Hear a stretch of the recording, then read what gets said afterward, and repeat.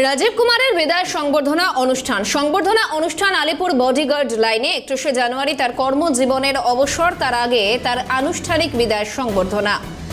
রাজীব কুমারের বিদায় সংবর্ধনা অনুষ্ঠান আলিপুর বডিগার্ড লাইনে সংবর্ধনা অনুষ্ঠান।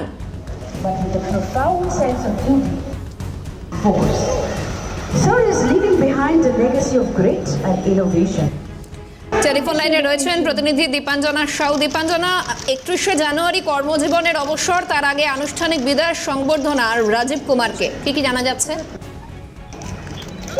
একেবারে দেখো, পশ্চিমবঙ্গের ভারপ্রাপ্ত director general of police Rajiv কুমারের বিদায় সংবর্ধনা অনুষ্ঠানে অনুষ্ঠিত হলো ইতিমধ্যে আলিপুর বডিগার্ড লাইনে।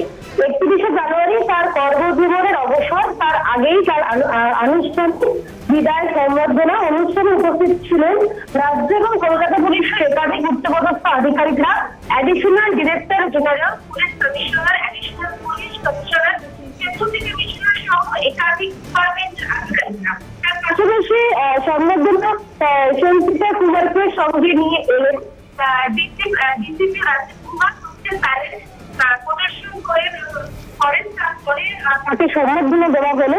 31 তারিখ তার এই যেহেতু শেষ দিন, তার আগেই কিন্তু আজকে তাকে সংবর্ধনা দেওয়া হলো এবং ব্যাকগ্রাউন্ডে বাজল রবি ঠাকুরের আনন্দলোকের মঙ্গলক। এর মধ্যে দিয়ে কিন্তু তাকে আজকে বিদায়ের যে সংবর্ধনা দেওয়া হলো। সঙ্গে থাকো দীপাঞ্জনা। রাজীব কুমারের বিদায় সংবর্ধনা অনুষ্ঠান আলিপুর বডিগার্ড লাইনে সংবর্ধনা অনুষ্ঠান 31 জানুয়ারি কর্মজীবনের অবসর, তার আগে আনুষ্ঠানিকভাবে বিদায় সংবর্ধনা রাজীব কুমারকে।